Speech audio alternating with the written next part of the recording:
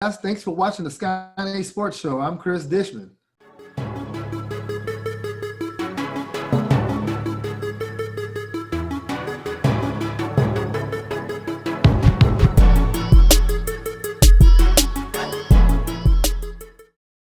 Hello. We're all welcome to the Sconni Sports Show. I'm Cris Dishman. Hey, everybody. Welcome to this week's episode of the Sconni Sports Show. I'm your host, MD Lovelace. Jeff Bryce. Hey, guys. So this week we are talking to a man kind of etched into the background of Packers history. Don't know what I mean? We'll talk about it here in just a few minutes. Chris is a former NFL player, played with the Houston Oilers, Kansas City Chiefs, the Minnesota Vikings, and then the Washington Redskins during his NFL career. Spent some time coaching with the NFL Europe over with the Berlin Thunder, some time at Baylor, the Montreal Alouettes, spent some time in the XFL as well, and then now currently with the IMG Academy. So everyone help me welcome Cris Dishman to the show tonight. Thank you, guys. Thank you for having me. I appreciate it. So no problem. Right before we came on air, man, we could not have planned this any better. We're coming the week after the election. We got red, white, and blue, and we're all Under Armour. Right. Got the plug. Under Armour. I'm expecting our deal to be in the mail next week, right? Yes, indeed. I Nice. expect that too, huh? Under Armour gear for life. Chris, let's kind of start back at the beginning. You were kind of known for your football and your track skills, am I right? Yes, I was. I ran track in high school. I ran track there at Purdue. I think track is a great second sport for football players to keep your conditioning and also keep your speed. I advise every skills position guy or even participate in track. It's a great second sport. You mentioned some time at Purdue. Obviously, we're here in Wisconsin. That's a big rivalry for us now. Quite a few good guys coming out of Purdue. You can't hate them. I mean, obviously, the home to Drew Brees and many others. Obviously, your name on that list as well. So pretty good names at that school. They're no slouch team for sure. Well, fortunate for me that I was able to be in the same class with Rod Woodson. We both came in '83. I got fortunate for me also that I got redshirted and he was able to play his freshman year. Sure. And went on and graduate in '87, and I graduated in '88. So I got out in '88. So Nice. It was fortunate because I was a receiver coming out of Louisville, Okay. and all of a sudden I got to Purdue. They switched me to defensive back. Now, granted, I only played defensive back in high school, only on third and long situations, just to get the tackle or make sure that if they break through, I can run down and tackle them. So when they switched me to defensive back, it was really a shock to me because me being me, I want to catch the football. I want to score a touchdown. I want the ball in my hand. So it was like I said, it was a shock for me to be all of a sudden switching over to play defensive back. And it was only once, it was a couple of seats open, and I sit down next to the famous Rod Woodson, who I did not know at the time. He's going to be this gold jacket winner. But I sit down beside him, and he knew that I was very upset about being in that room because he could tell I didn't have my pencil or paper out, wasn't taking any notes. I was ready to get out of that room and go call home and ready to transfer. And my dad did not let me transfer, and that's a story I have to tell you later on, but sat next to Rod, and he just reached over and hit me and said, "Man, don't worry about it. I teach you what I know." So I was fortunate enough to learn from him at an early age. Wow. That's cool. Pretty darn good, because the last time I didn't like my job, they just told me, all right, see you later. Rod Woodson next to me, so maybe things would have been different. Was there any hint during the recruitment process they might be looking to switch you over, or was this kind of you showed up and then it happened kind of thing?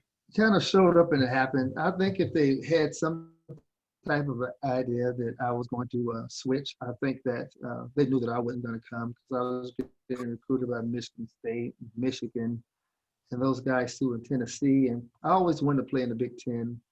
And I'm a home mama's boy, daddy's boy. I'm a family boy. So I wanted to play close to home.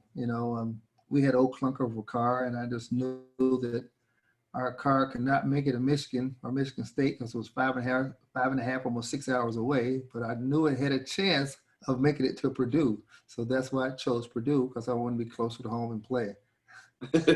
If not, it sounds like Rob would have came and dragged you there, so it's all right. Now, do you remain close to Rod all this time? Does he kind of joke that your success came from him, or? No, he don't. But yes, we do remain close to each other. We try to talk at least once or twice a month, and we have several other things going on. And within his next 2 or 3 weeks, he's going to speak at our Bible study there at IMG. Oh, wow. So we try to keep in touch with each other a lot. NCAA with players now not playing in bowl games just to try and help with draft status. You work your tail end off trying to get a ring. Granted, it's not the Super Bowl ring, but you work all that time and put in those 4, or even in your case, like you said, 5 years to not finish. I mean, could you ever fathom being in that position, Chris? No, I can't, because I was never a guy that everyone looked at. Oh, first round guy. I'm a blue collar guy. I'm a worker. I'm a grinder. And no matter if I was a high price, high dollar guy, I still would be a grinder. That's my nature, to go out and work, to get up at 5:30 and go out and run, to work out 2 or 3 times a day, run in the morning, lift, then go do DB drills at night. That's my nature. That's what I'm always gonna do. And every time after the season, I used to take the month of January and February off. And then March the 10th, I used to always go down to San Diego and train with a guy down there named Ron Shetfield. From March the 10th all the way to April, May, end of May, I come back to my prospective team, no matter if it was in Houston, Washington, Kansas City, or Minnesota. I trained with Coach Shetfield down there and got myself in the best shape of my life. We did a lot of track drills, a lot of heel drills, back pedal drills. We just did so much stuff that as far as track wise and swim wise, that I was such shape that I can go through the training camps and don't worry about getting hurt or getting tired legs or getting legs like that. But these days, training camps are so easy. You practice in the morning and have a actually walk through in the evening, or you have a walk through in the morning and have them practice in the evening. It's only one practice a day. It's not really a 2-day practice. Back in the day, we had 2-day practice with pads on, especially out in that San Antonio heat. And so unfortunate for us, the wet bulb they always had, if the wet bulb get to a certain degrees, we're supposed to stop. Now, you and I both know that wet bulb in San Antonio got way over 98 degrees at times, and we still didn't stop practice. Right. Yeah, the Lombardi guys always like to chime in on today's softer genre. Although these are the same guys, if social media existed back in the Lombardi era, there'd be a lot of guys in federal prison probably as well for the things they do. So, but yeah, I'm glad that social media is now instead of back then too. So it's been I could see me up on it and talking crap and talking about this person and getting to what these call these social media beefs, between the players they have, which is ridiculous. But anyway, that's another story.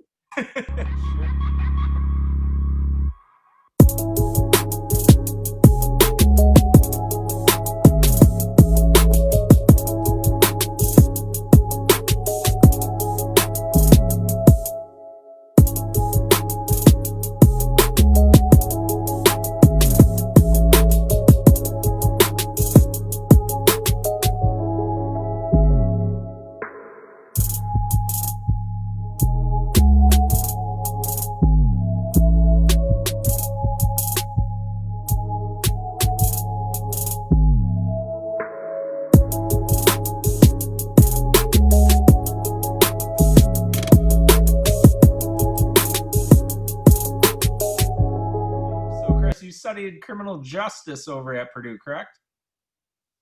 Yes, I wanted to be a narc. I wanted to be a DEA officer. That's one of my things that if I didn't become, I didn't know if I was going to get drafted or not. I hired an agent. He said, of course, agents tell you what you want to hear. Oh, yes, you're going to be drafted. You'll be okay. But I steady push towards of trying to be a narc. That's why I wanted to be a drug enforcement officer. Okay. Nice. Nothing wrong with that. Well, Lord knows that's enough to get away from him. So that helps. Right.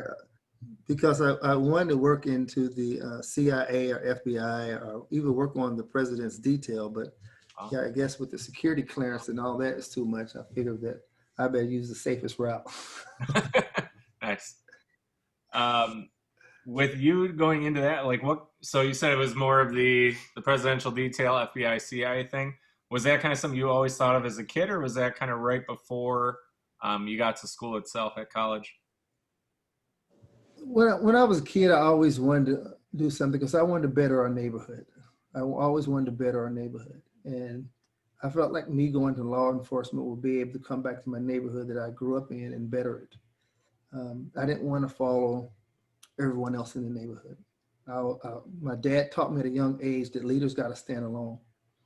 That sometimes leaders not going to get invited to the party. Sometimes your leader's not going to get invited to all the fun stuff. So in order to be a leader, you got to be able to stand alone. And that's what I was trying to do, stand alone and be a leader of the community and get into the get into the police force to make a difference that way. Now, growing up in Louisville, did you ever have offers from the University of Louisville, or did you say it was more of you wanting to get to the Big Ten Conference? I always wanted to play in the Big Ten, but I did have offers in Louisville. I think Louisville and Kentucky both try to lure me with, okay, you can play basketball also. But I felt like I was 6'1". My shot is not now 12 feet in, I'm good. You know what I'm saying? I'm more of a scrapper defense guy. I'm not a shooter. I'm a dunker and stuff like that, and drive to the hole type of guy, slasher. But at 6'1", I would have to do a lot of slashing to not get my shot blocked. So I felt like they was just trying to get me on campus for football and tell me what I wanted to hear. But I knew at the beginning that I always wanted to play football. Football was the sport that I wanted to be in, and sometimes on the off season run track if possible, or trying to go to Olympics or something like that. See, and I was the opposite. I was a football guy that only chased people when I had to. I hated to run for whatever reason. People go, oh, I just love to run. I was a personal trainer for almost 15 years. It's hilarious because people go, well, you're skinny and this and that. You must love to run. No, unless you're paying me or unless I get to crush someone, not going to run. I'll get a bag of chips out of the fridge or, some extra cookie cake. But other than that, nope. Exactly. I hated to run too. So that's why I'm so glad that I was able to go to Purdue and play the bump and run, because I always try to maul guys at the line, don't let them off the line because I didn't want to run after them and I didn't want to run. And I was fortunate enough to get drafted by the Houston Oilers, who play the same style defense, bump and run in your face type of defense. And I was very fortunate to get drafted by the Houston Oilers and play like that, because I felt like that if I can get my work done in the first 5 yards, then the quarterback's going to get off of you and I don't have to cover you. So that's what I always try to do, work within the first 5 yards, because the quarterback is going to have number 3 seconds. So if I do everything I have to do in the first 5 yards, 1,001, 1,002, that quarterback got to go somewhere else. Well, Chris, see like the Packer games, like you see our defensive backs, like they're always like 10 yards off the guy. Is there why are they doing that? Do you have reasons why? Well, I can't talk about that because I don't know I don't follow the Packers that much right now. Yeah. And I don't know what their defense they call it, so I'm sure their coaches over there understand who they got over there and what they got and feel like that, okay, because some guys, not every corner in the NFL can play man-to-man. Not every corner in the NFL can press, bump and run, so I'm sure they playing the best defense for their talent over there. It's drives us fans nuts just because, like last week we saw Josh Jackson playing car 10 yards off the guy, and he's basically giving the first down to him. It's like, get up on him a little bit. And, don't just give him a first down. Luckily he missed it, but I don't know. It's just frustrating to see. Well, are you chasing fantasy points? Is that why? No. Is that why you want him to bump and run? Are you chasing fantasy points? We're trying our run. Trying to get this defense better. Yeah, our run defense has been horrible, in case you haven't noticed. So even with Jair getting hurt with the concussion, and then he had Kevin King out forever. It's rotation after rotation on corners. And it seems like they're always playing 10 yards off the ball. I don't know. Now, Chris, I remember a time when a DB actually used to have weight to him, and it seems like the NFL is kind of shying away. I remember for a while, I would say the last 5 years, the NFL really started to get to that 6'2", 6'3", 6'4" frame for a DB. now they're starting to get back to the smaller, faster guys that are maybe a little more athletic, but it seems like they're more fragile than ever. What's your take on the NFL's kind of trends at the defensive back position? Well, the trend is usually, you got to go with what's the offense. Now you're seeing more 10 personnel, which is 4 wide receivers, or 11 personnel. You're seeing a lot of 11 personnel, which is 3 receivers, a tight end, and running back. So you're seeing a lot of that, and the league has become a passing league. So you need more skilled guys. You see your linebackers now pretty much were safeties back then when I played, at 225, 230. You got a linebacker these days at 230, 225 because they got to run sideline to sideline, and they got to be able to cover slot receivers and cover these athletic tight ends.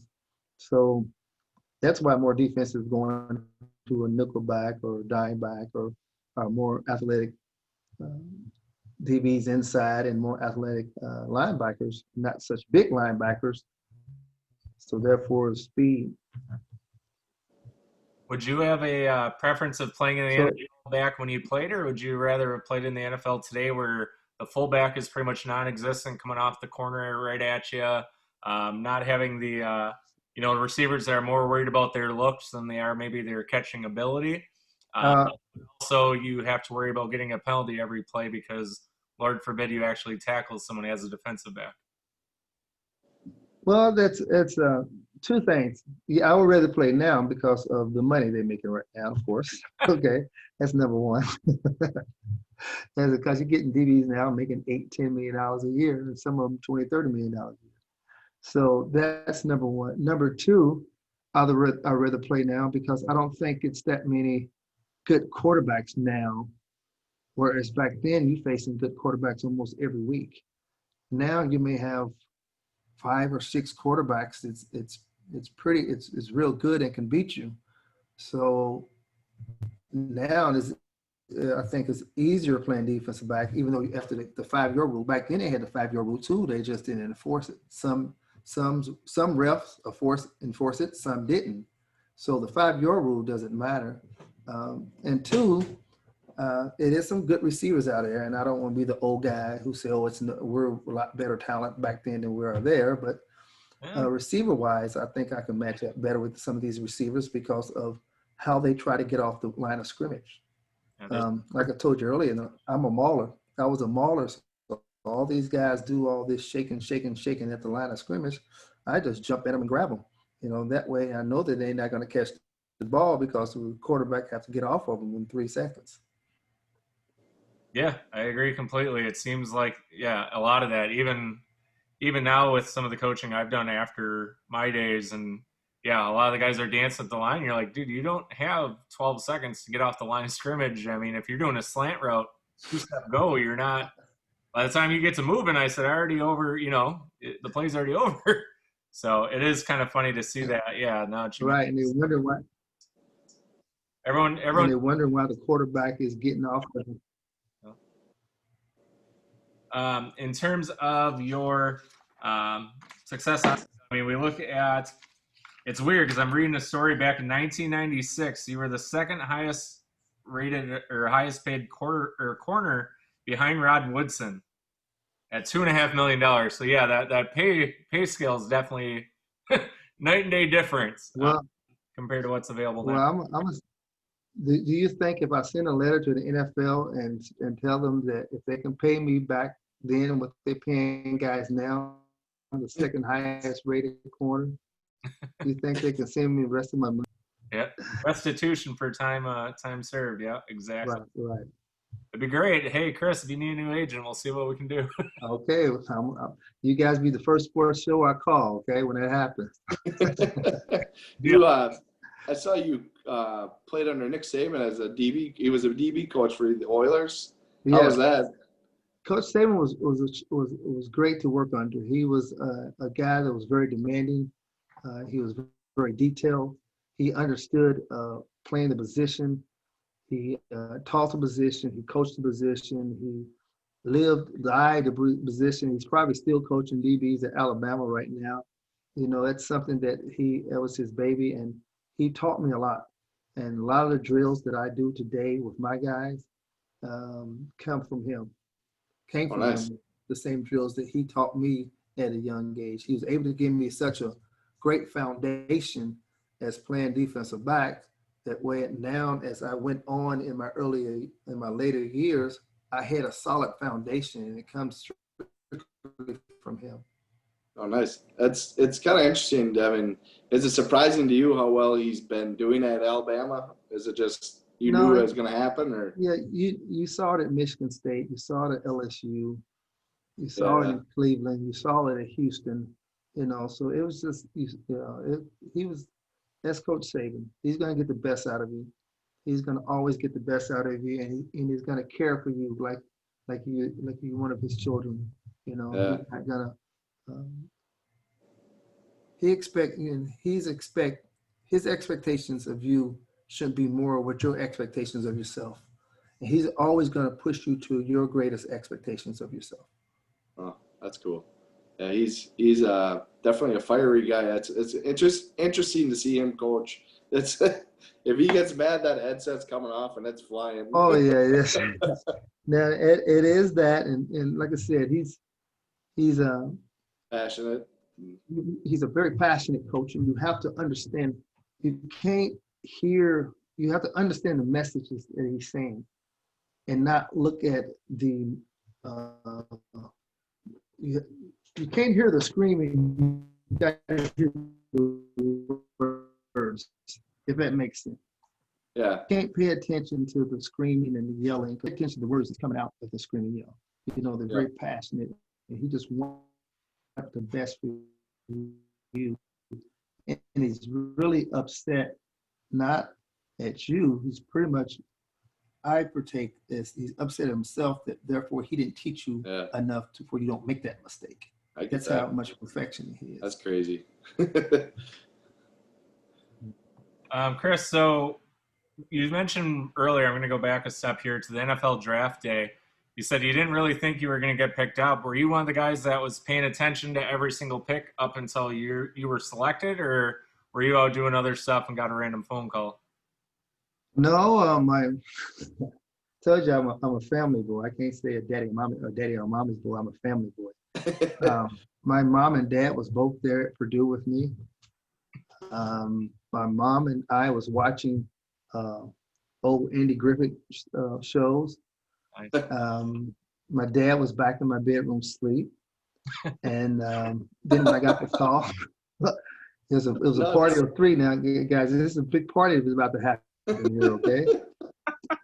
When I got the call, it was a party of three. My dad was asleep. My mom and I were sitting there watching Andy Griffith old movies. And I got the call from Mike Holloway, God rest his soul, from the Houston Oilers, called me and told me that they're into the 5th round, and their next pick, they're going to pick me. And asked me if I've ever been to Houston, do I know anything about Houston? And I took a sigh of relief and told him, I said, no. I said, I don't know anything about Houston, but I know I don't like Houston. And he was like, why is that? And I was like, because George Foreman is from Houston, and we've been from Louisville, Louisville, Muhammad Ali guy. I just know I didn't like George Foreman, all because he was George Foreman and he lived in Houston, so I didn't like Houston. So that was my passion and love for my city of Louisville and for Muhammad Ali. So, But that was an interesting that you didn't expect, right? right. So, but he was like, well, we're about to draft you, so it'll be your first time in Houston. And I said, well, okay, thank you for the opportunity. And then he put Coach Saban on the phone, and I talked to Coach Saban, and he told me they're about to draft me. He's glad to coach me, excited to coach me. He told me to get ready and don't come in there. Come in there with attitude of playing, and come in there with attitude of being prepared to play pro football. This is not high school and college anymore. And I was excited.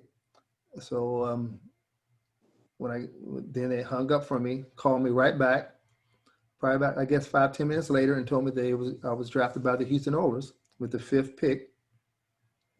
So I told my mom, and my mom yelled back in the bedroom to my dad and told him that Chris just got drafted by the Houston Oilers. And my dad woke up to him, okay, well, we ready to go home. So they was planning on driving all the way back to Louisville. Wow. So, so I'm telling you, we party animals over here, man. I can't hang with this group over here. So did you So they would. eventually kind of get some words of encouragement from Dad, or was that about it? No, he was happy now. Granted, my dad has always been very supportive of me. He's always been there for me. He'd come to all my games. Even when I was with Houston, they still was trying to drive all the way down to Houston to my games. I'm like, Dad, Mom, you guys don't have to come to our games. I'm in the phones right. It's like they went to every high school, every grade school game, every high school game, every game in college. My first year in Houston, they came to every game. Wow. They came, because with Cincinnati, Cleveland, Pittsburgh, they came to all those games up there. Then the home games they drove to, and sometimes they stayed. If we had 2 games back to back, they stayed. So, yeah, no, my family I've been very blessed as far on the family front. I thank God each and every morning when I wake up for my family and for my mom and dad. My dad is passed now in this September. He passed away on us, and he is now in heaven looking over us. And I thank God every morning for my family support, because without them, I don't think I could make it. Your story there reminds me a lot of Aaron Jones, current Packers running back, because his family is very, very adamant, very supportive. They stay here quite often. I had the chance to meet both of his parents, and you can just tell, yeah, their sons are everything to them. You know, they're both military parents, and it's just amazing to see the love and compassion that they have for them. So gives me inspiration to always be there for my kids moving forward, whatever they should choose to do. So I appreciate you sharing that part with us. Yeah, I tell my kids all the time, if I can be the half to dad my dad was to me, to them, then you guys going to be okay. It's always it, man. You always try to gotta be a little bit better than what you had before you, and life is good. So definitely Right. that. So Okay.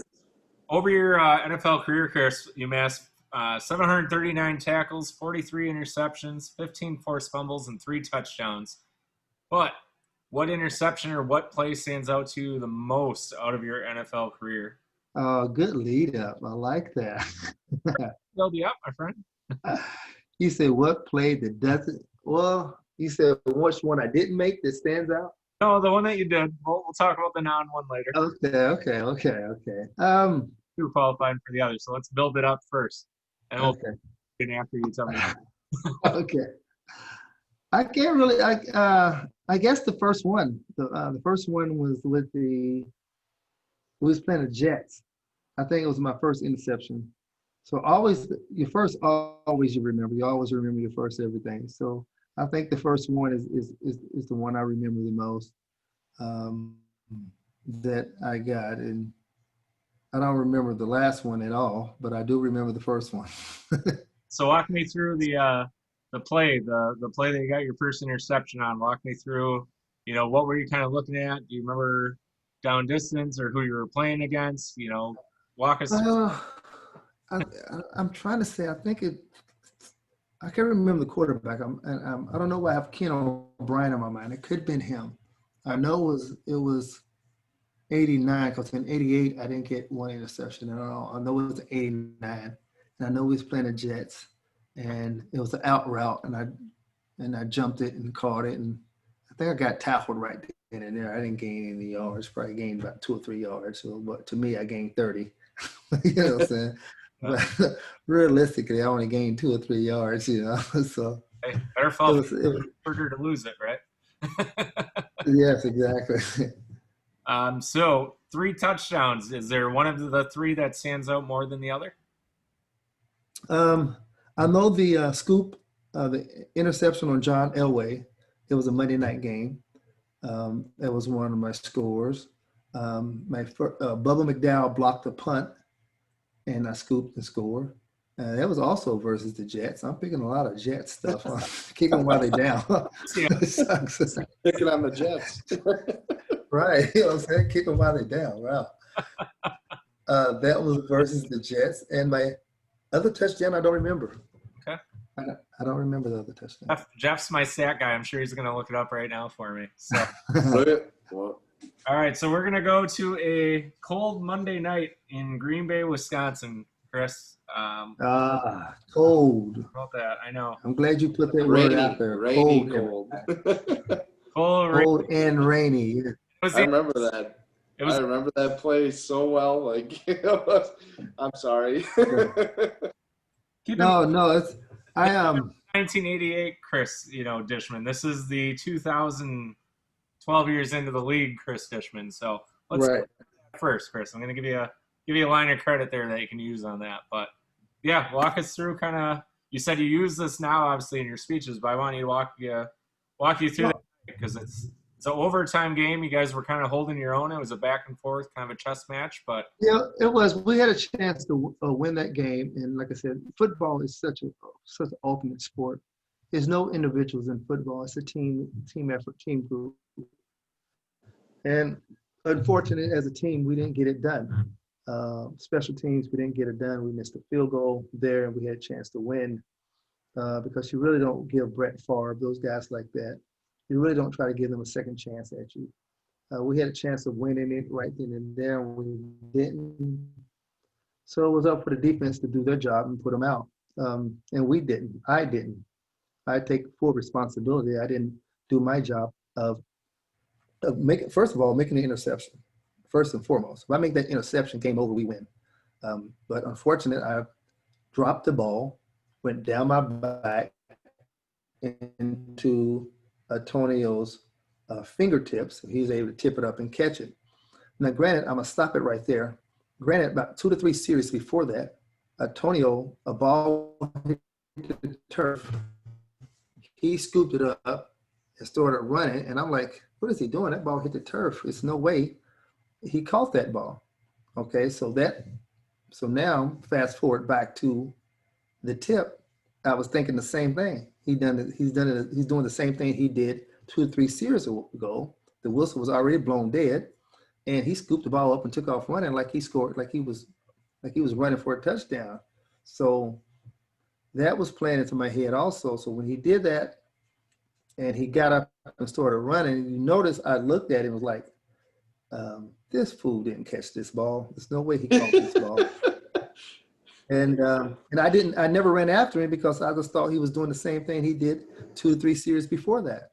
Sure. And fortunate for him and unfortunate for me that he made a hell of a catch, good concentration, was able to concentrate of actually the know-how of tipping that ball like that into his other hand and catching and getting up running for a touchdown. So, like I said, it was a great play by him.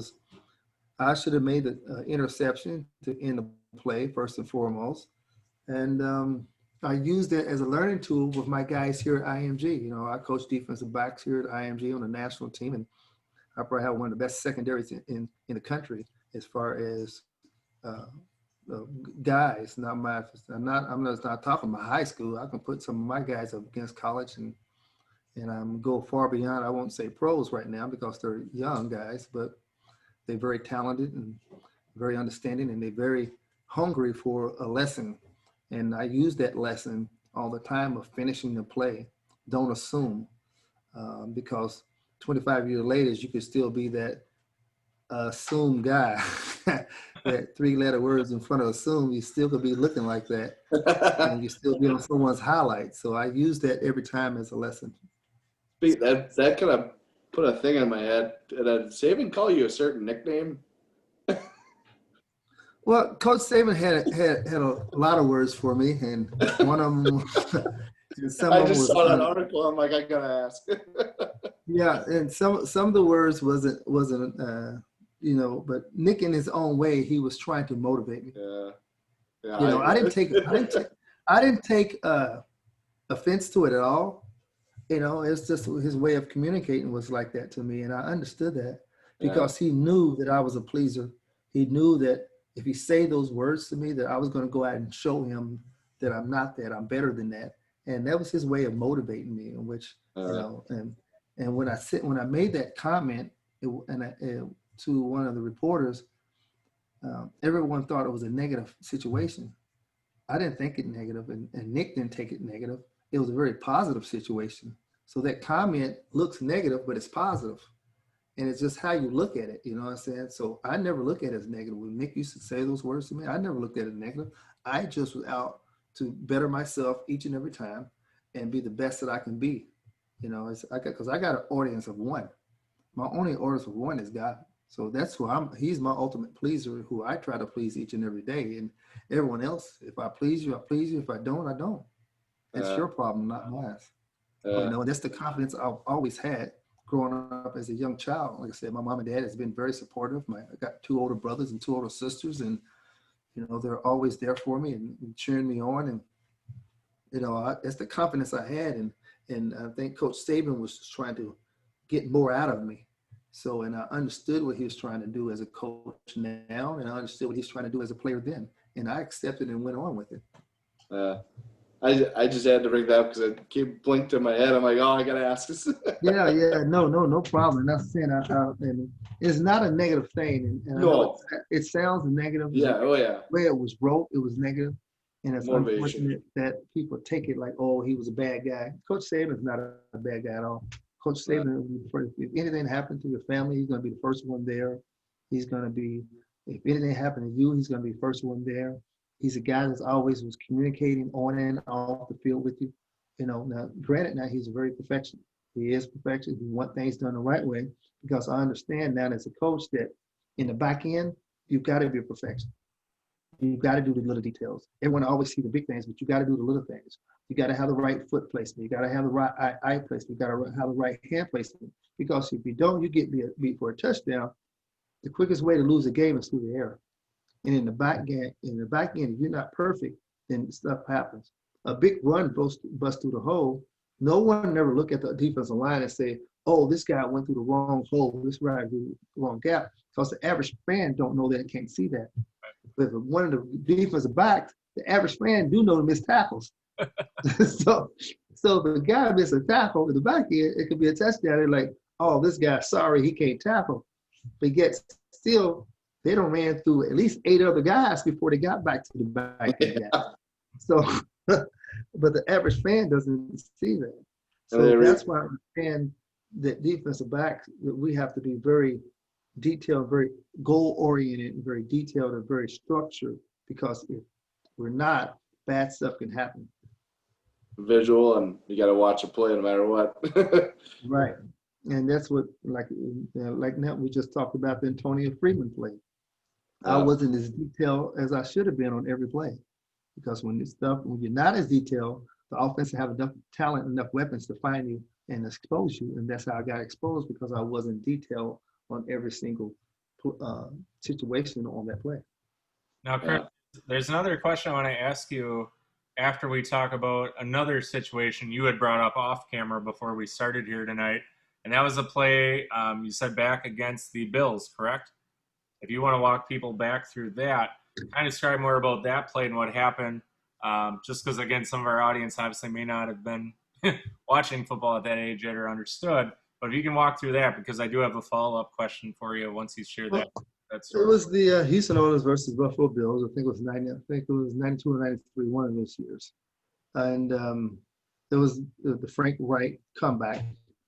And I was involved in that. And it's a thing that was, at first I couldn't talk about it. I didn't want to be seen. I didn't want no one to talk to me about it at all, and didn't turn on the TV for 3 or 4 days. And unfortunate for me that ESPN and all the other news stations keep replaying it. So it's one of the things that you can never get rid of.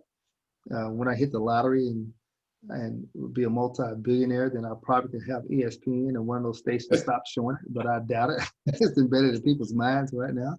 But it was one thing that I couldn't talk about for a long time, years. I could not talk about it because of the disappointment. The disappointment not only in myself and my teammates, but then disappointment in the league itself. Don Beebe ran out of bounds. The refs never made the call. If Don Beebe run out of bounds, don't make that catch, there's no comeback. There's several things that happened in that game where I felt like that, and everybody said I'm a sore loser or you got beat. No, I don't think we got beat. I think that we was in the wrong place at the wrong time. It wasn't no instant replay. It was instant replay like it is now. About 2 of those touchdowns would have never counted. So now we would have been talking a different story. But unfortunate, they wasn't no instant replay. the plays counted, and give my hats off to Frank Wright and the Bills. They did what they had to do, win the game. Simple as that. That's crazy. That was going to lead me up to my next question, Chris. You know, being able to talk to guys like Ernest Biner, Brandon Bostic, you know, people that were etched in history for kind of the big play that happened. What kind of a process did you go through after both of those instances as far as that recovery? Was it, I know you kind of talked a little bit about the first one now, but in the Freeman case, I mean, that's 3 weeks before you're ultimately released, and then that's kind of the end of the playing career. How did you kind of pass by that and get ready for the next game after that? I mean, what kind of a mental process do you go through in those scenarios? What scenario? Of the big. I'm just teasing with you, man. See? I'm teasing. Now, you said you played DB. You know DBs have to have short memory losses. You know that, right? So as a DB, I have short memory losses. I don't, you know what I'm saying? After that play over, I turn the book. You know what I'm saying? I can't keep harping on that play. I should have done this. I should have done that. Sure. Because that one play is going to turn into 2, which turn into 3, which turn into 4. Then eventually you get fired. Sure. So my motto is over, it's done, watched it, looked at it, moved on. That's how quick I turned it. Because as defensive backs, you got to have short memory. You can't sit there and celebrate the good plays. You can't sit there and nag yourself about the bad plays. You got to keep moving on. And don't let the bad plays turn into 2 or 3 bad plays, but let the good plays turn into 3 or 4 more good plays. Well, Chris, you got to tell the current DBs that, because now they run to the other end of the field. All of a sudden, then they can run the 4-4-40 when they're running down to get camera time, if you haven't noticed in today's NFL. Yeah, I noticed that big old camera that's on the sideline that everybody go run to and get their picture taken. That's ridiculous. And they wonder why the egos are just getting bigger and bigger and bigger. I mean, guys are getting $10,000 in appearance, Chris, and they haven't even touched it down in the NFL yet. It's amazing. So, yeah. Well, you know, as one of the player reps, I got to say that we as players, we fought for bigger contracts for the players. We fought for the guaranteed money. Oh, yeah. I was player rep, I think, three years when I was there at Houston, and that was one of the things we fought for. So this like the older generation than with me, the Michael Haynes, the Ronnie Lotts, and the Dennis Smiths, and those guys fought for my generation, and even though I was towards the tail end of Ronnie's generation, but those guys fought for my generation as well as we fought for the generation right now.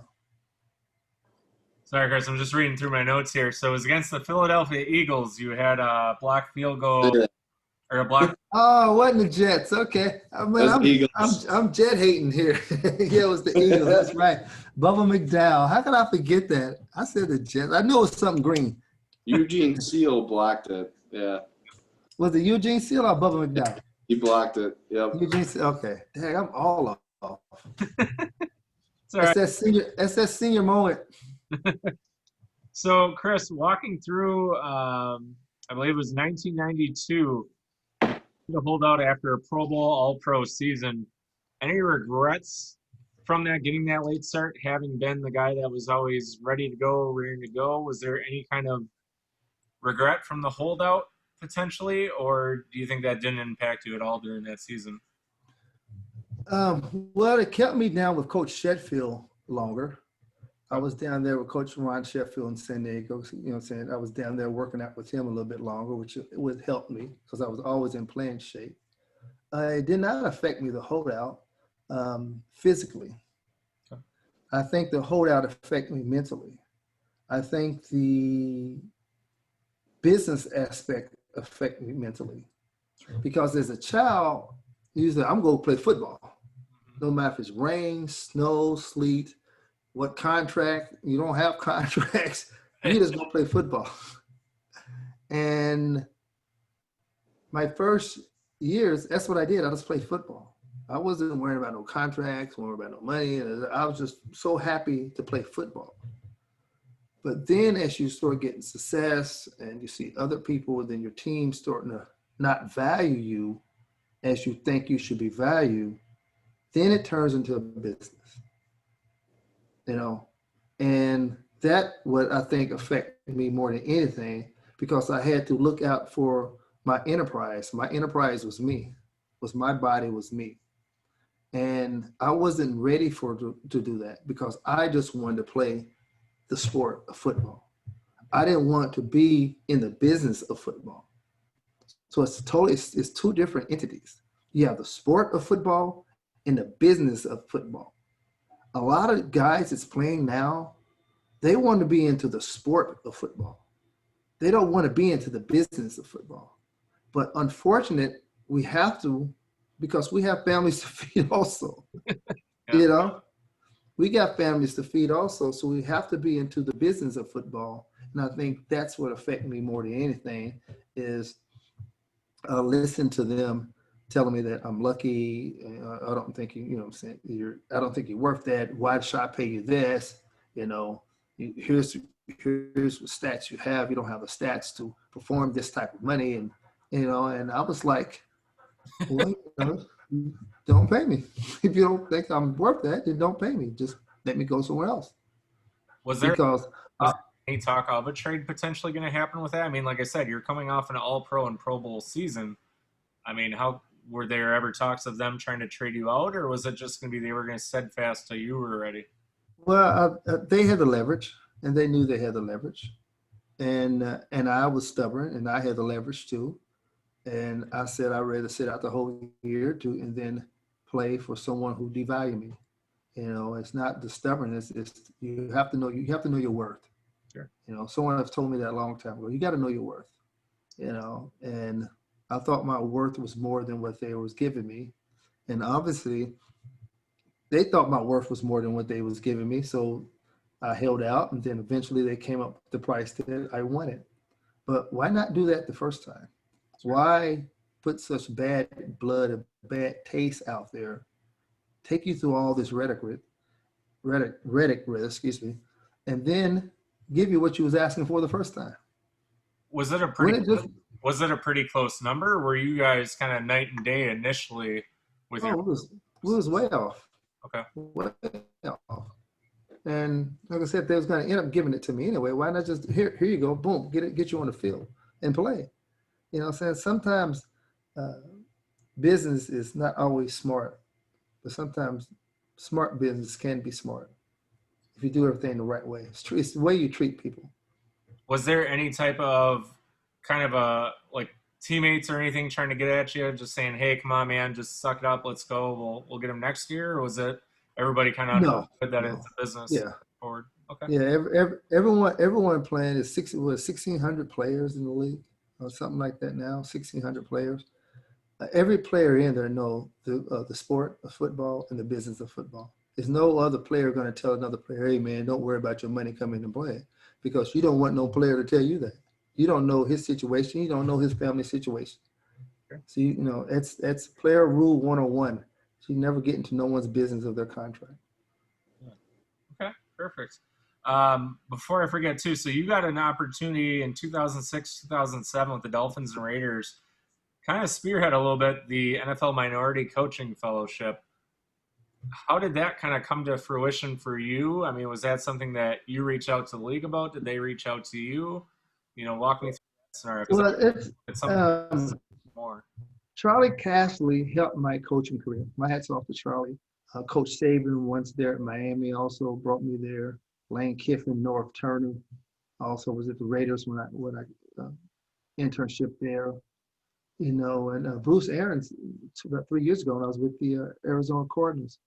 It's because I always wanted Charlie Cashley. I called Charlie Cashley one day because I knew him there when I played with the Redskins, and I told him that I want to coach. And the first thing Coach Charlie told me, he said, "Make sure that's what you want to do." I said, "Coach, that's what I want to do. I want to coach." So long story short, he told me to go over to NFL Europe first and coach with the Berlin Thunder because they had a program, the Berlin Thunder. I coached over there. Came back. I said, "I still want to coach. That's what I want to do." He ended up sending me over to the minority internship to say, "Make sure that's what you want to do." Went through the minority internship and said, "Yes, that's what I want to do. I want to coach." So I was all in. So I think that going through those internships and going through Berlin first, it gave me the bug, because I had the coaching bug at first. But what Coach Castley told me, that make sure that's what you want to do, because coaching is long hours, less play. You can't go home at 5 o'clock, Chris, or 5:30. He said, I know you like to watch film, and sometimes you leave at 6:30, 7 o'clock, but the coaching job at 6:30, 7 o'clock has just begun. Yep. So you got to make sure that's what you want to do. And just I went over NFL Europe, had a great staff to work with. Coach Tom Sula was the defensive coordinator. Rick Lance was the head coach. And Coach Tom Sula, him and I used to sit down in that basement in the Marriott and draw cards and talk football and talk schemes and talk defensive schemes. And he taught me a lot about the run game. And then I reached out to a good friend of mine, Phil Bennett, who got me there at Baylor. He taught me a lot about the run game, of how to place the back end versus the front end and different stuff like that. It's just, I have so many people thankful for my coaching career. I can go on and on of a list of guys to thank, but Charlie Castley is my first one I like to thank, because he told me about the internship. He told me about the NFL Europe, and he guided me to a right path to take. So the transition to you did a little bit of time in the CFL and the XFL as well, and then now you're like you said, you're with the IMG Academy. What were some of the experiences that you've taken from each of these stops so far in the different leagues, or what differences do you notice in maybe how they're run or how your operation has changed as the defensive backs coach? Well, the Canadian League was a wing ding. That was something different. You have all these guys running at you. You have 3 guys on one side, 2 guys on one side. They're running at you. Then this guy over here now comes all the way over there. It was my first 2 or 3 weeks. I was like, Dish, are you sure you want to do this? Is this something you want to do? And pulled it together. Sit down with Stu, Coach Stu, who's been there for almost 30 years in the CFL, and he was just telling me that you have to take your wild imagination and think of different stuff, that how you can stop these people running at you, and because he taught me a lot about the Canadian Football League, and a lot of stuff that I learned over there I brought back here to the States. And working on it, and it's actually working pretty good as far as when guys go in motion and stuff like that. So I was able just to sit back and learn from some people who did it before me, and try to put what they have, but flip it into my own way, my own terminology and own flavor, and let it work for that. So Canadian football was different, but I learned. The XFL was like regular football, it was a chance for guys who was not in the league to try to get back in the league. These guys was hungry. They was going to listen to you. They knew that you had their ticket in hand, and they would do anything and everything for you just to get back in the league one more time. You think there was more hunger in the XFL or in the college level? Wow, that's a great question. I got to sit back on that one. I think XFL, because XFL, you have some guys have families. You have some guys had babies, had wives, had daughters and sons, and everyone have a family. First of all, I say that, but you have men that tried to feed their babies. So they had to get out and grind and be hungry.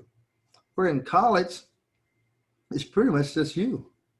I know everyone have their mom or dad or someone, relatives they want to take care of, all that, but it's not mandatory that you take care of your mom and dad, your family, and everyone else. But when you have your child, it's mandatory that you take care of your child.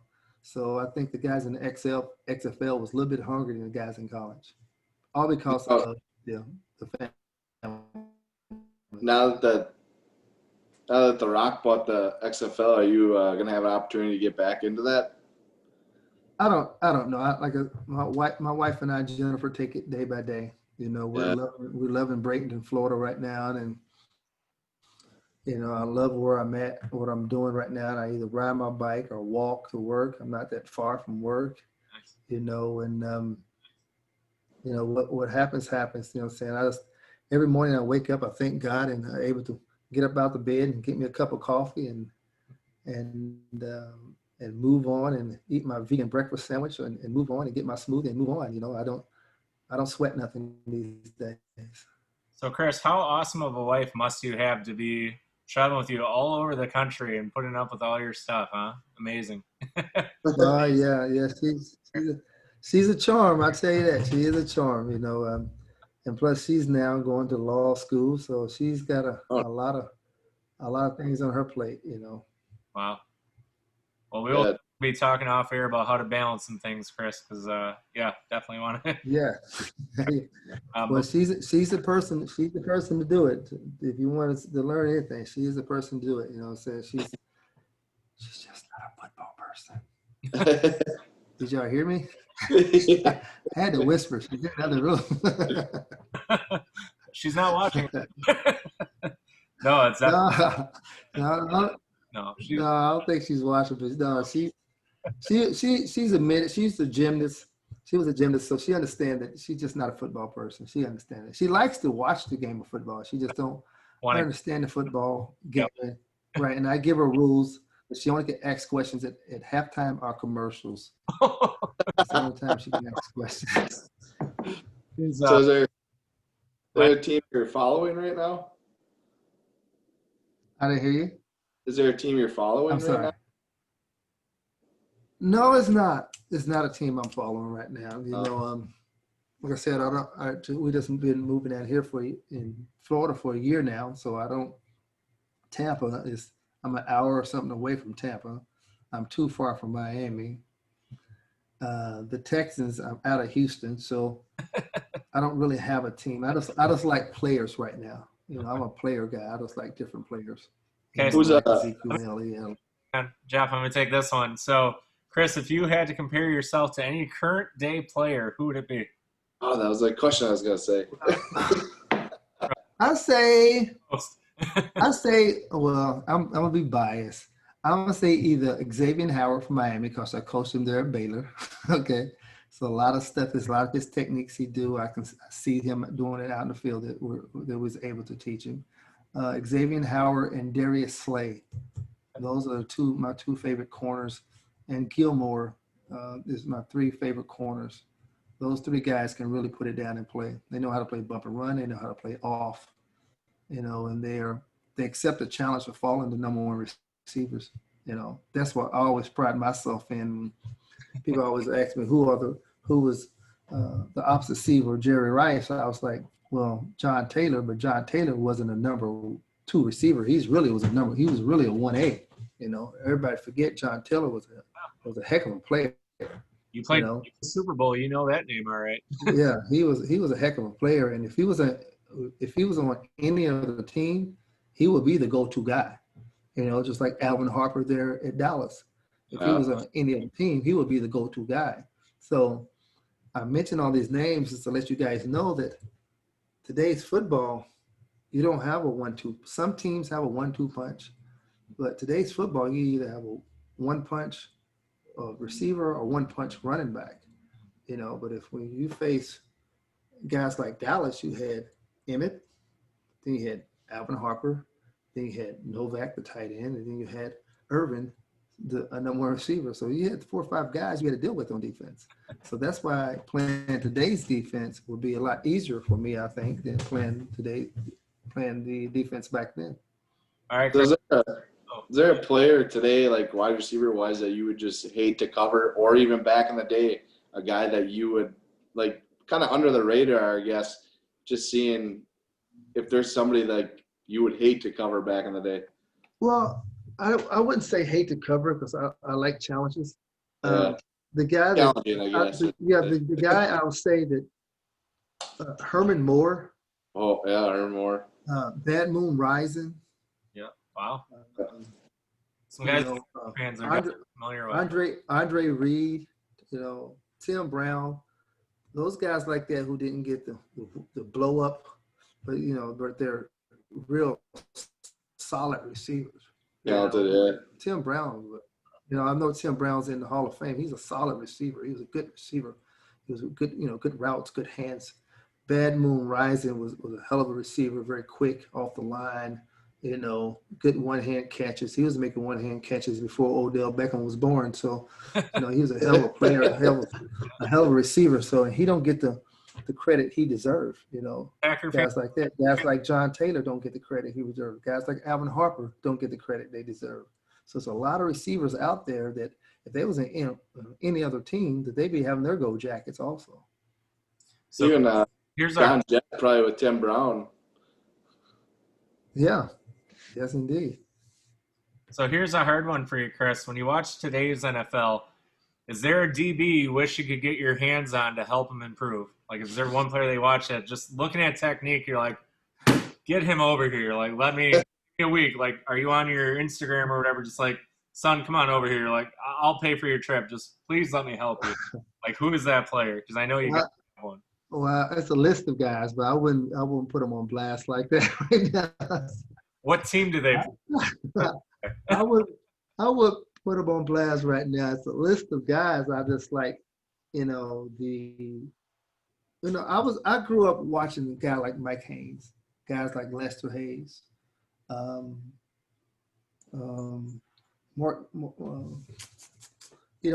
grew up watching those guys playing football and the bump and run type of guys. Pat Thomas was one of my coaches there, Houston Oilers. Rod Perry was another coach. I had both Rams coaches, both Ram DBs as one of my coaches back-to-back years. So you see how fortunate I am to have such great coaching, throughout my years. And it's when you bump and run, I always taught bump and run is to get your hands up, ready to fight, ready to box, and actually bump them. Now you can't even call it bump and run now. It's either turn and run.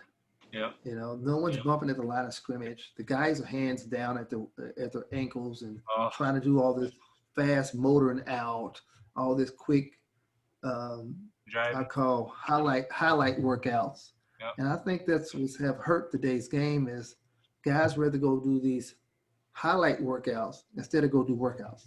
Yep. And I'm not trying to put no one on blast or not try to spoil no one's game or no one's come up. But all these different footwork drills you see guys do, it's not football related.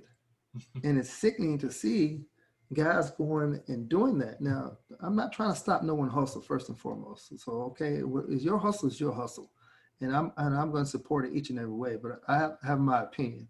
My opinion, those drills is just for look.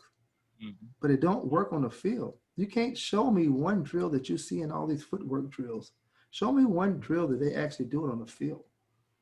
Instead of wasting your time doing that, then go and get some drills as your back pedal, you're flipping your hips, your turn and runs, your planting drives, going up for the football, your mirror step, boom, punch, ride, boom, sit down, your speed turns, your pivot turns. Show me drills that you use on the football field. Don't show me drills that you can make someone highlights to see how fast your feet is.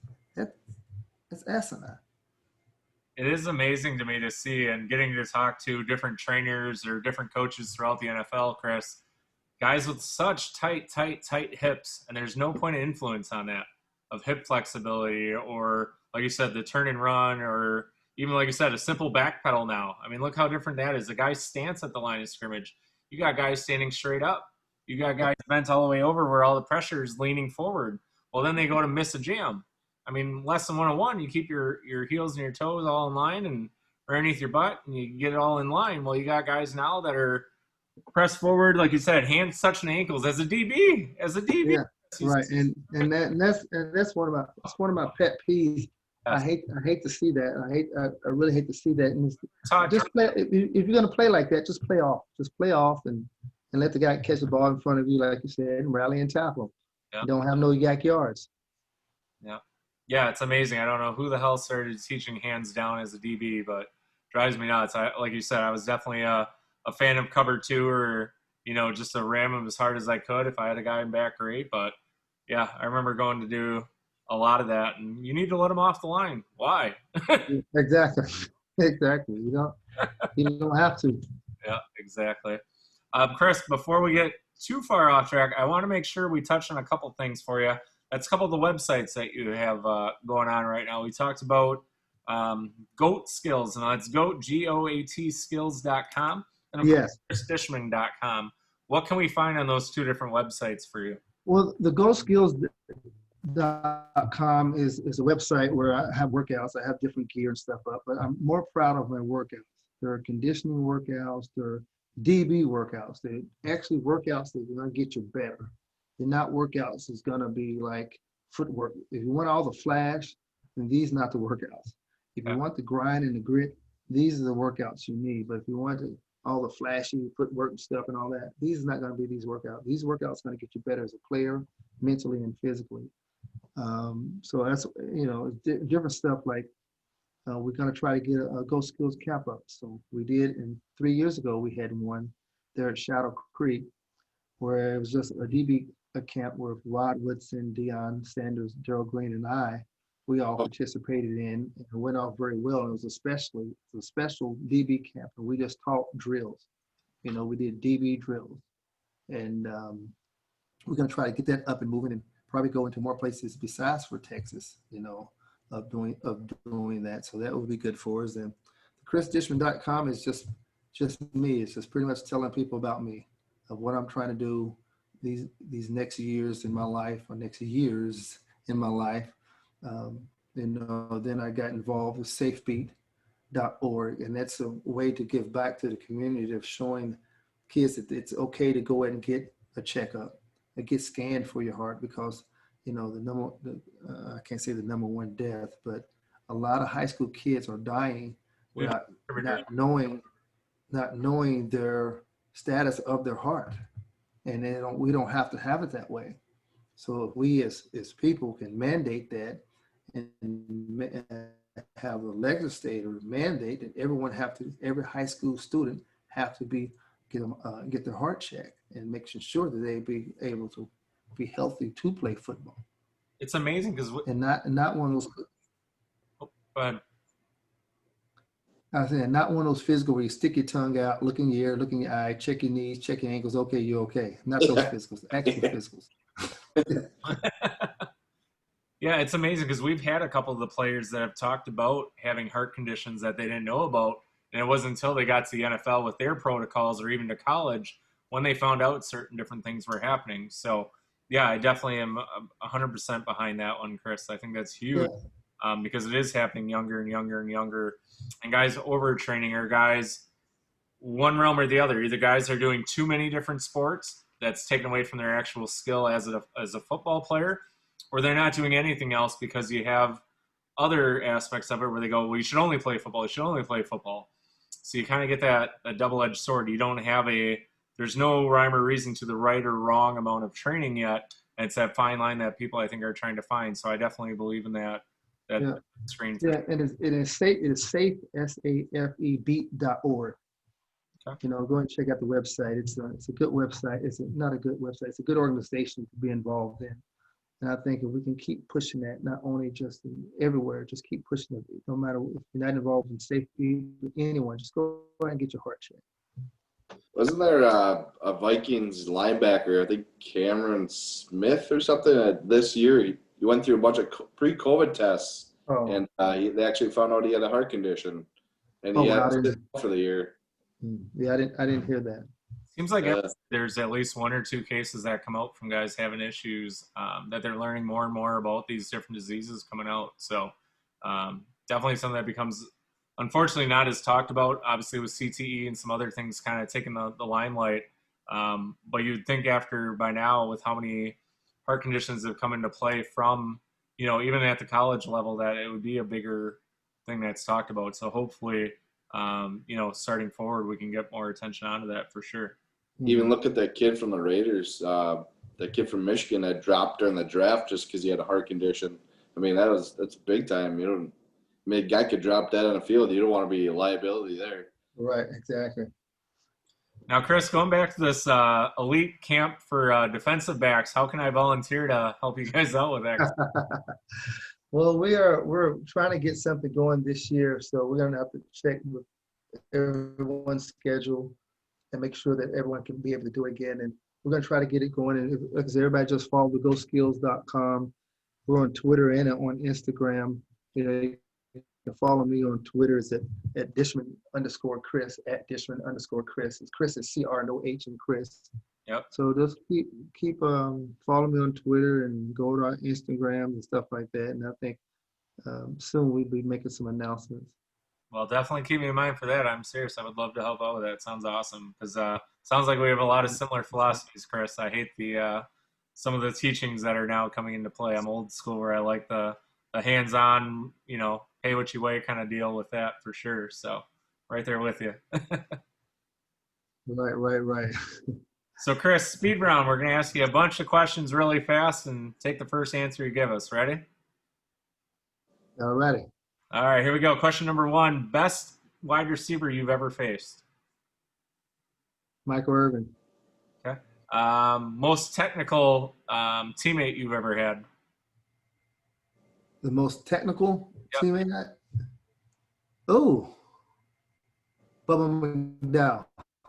Bubba McDowell. Okay. Best teammate? Haywood Jeffries. Okay. Most memorable road? No. Best teammate, Daryl Green. Okay. I'm tripping. Best road trip memory? Oh. Well, every time I play road trip in football, we get to the hotel, go to meetings, into your room. So You clearly these NFL guys. So I guess when we was in Kansas City, we went out to Oakland 2 days before. I guess that was the best road trip because we ended up beating Oakland, and I had a pretty good game. That I had a fumble recovery and a touchdown that game. So that one.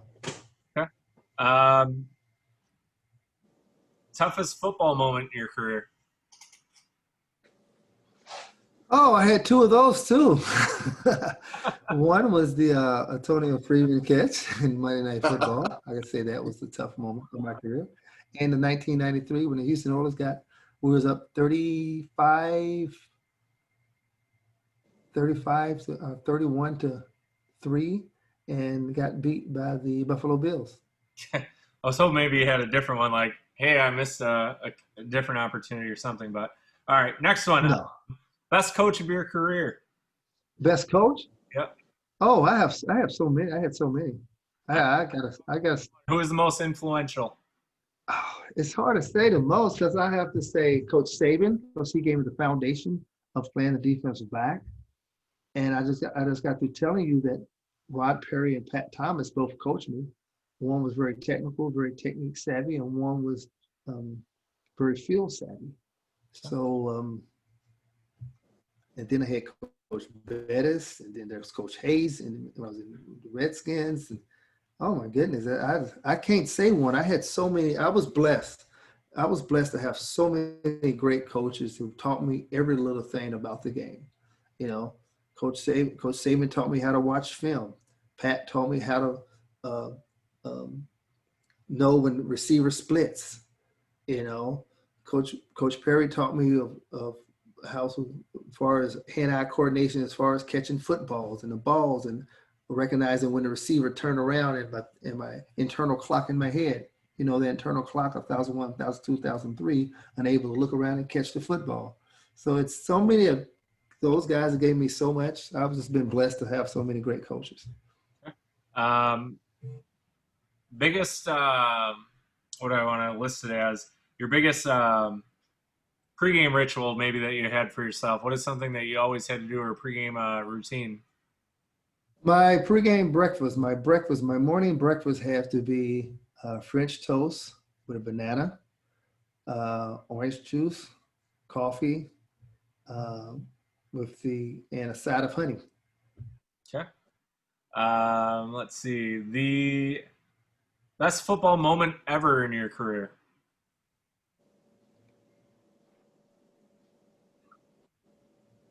Best football moment ever, and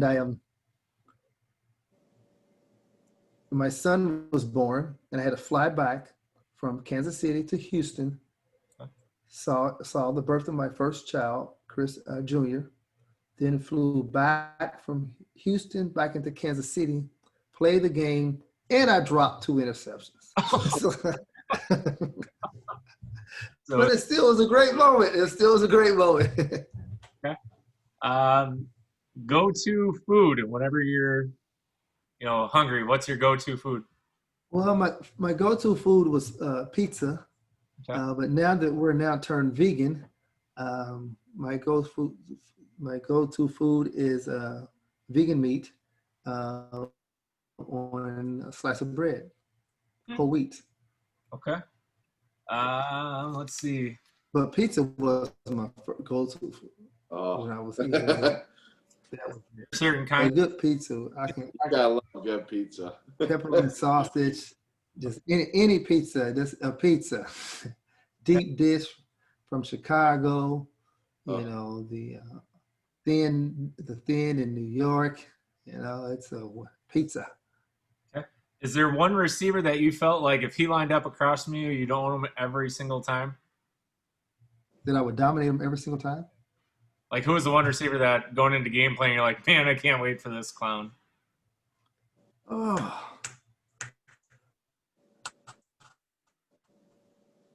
Can't put him on excuse me spot. for making that noise. We're not going for everyday interviews here, Chris. We like to be unique. No, I'm trying to hurry up, but it's like, I didn't really face no receivers back then where I say that I could relax like that. Okay. And if it was a Joe Blow, then I can't remember his name anyway. So Yeah, I like it. Let's see. I had a good one here to finish up too. Who's the biggest trash talker of all time? me, no. Michael Irvin, big time. He was always open, Yeah. always needed the ball. Even though he was covered, he was open. And when he was open, he still was open. So I say Mike. Mike always thought he was open.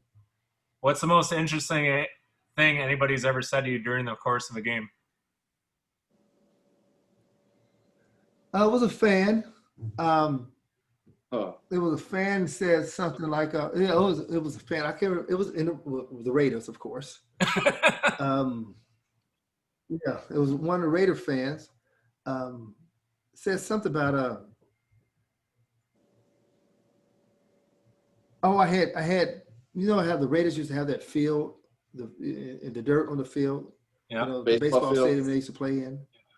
Yeah, and one of the fans, I think we was beating them or something. One of the fans told me that that I was a piece of shit, and that's why I have shit on my pants. So they didn't realize there was the dirt on my pants. So yeah, So the worst one the Raiders fans love them. first one I ever had, Chris, was someone said, "Your last name is Lovelace." I was like, dude, that's it? Yeah, that's it. Look at him, Chris, and I literally looked at him and said, does he go to a special kind of school? Like, should I know that?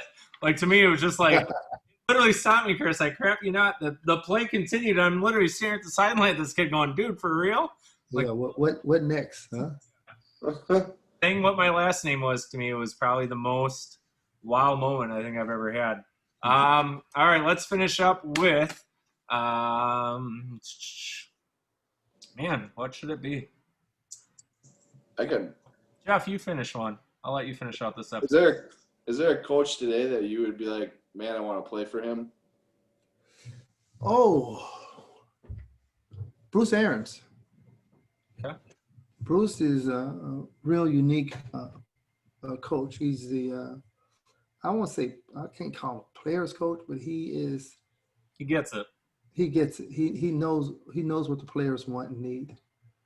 And he would be a coach that I would love to have played for, because he knows exactly what the player wants and needs. And he understands the game of football, offensive and defense and special teams. So obviously it's not a surprise that Brady went there and wanted to play for him. Coach Arians, he have a friend for life. You know, he's a very well-rounded, very down-to-earth person. You know, he's not into himself. Yeah. All right, Chris, last two questions. Favorite player that you kind of idolized growing up or focused your game after? And then who is the team that you followed as a youngster as well? Well, my favorite player was Lynn Swan Nice. with the Steelers because he was a receiver. I always wanted to play receiver.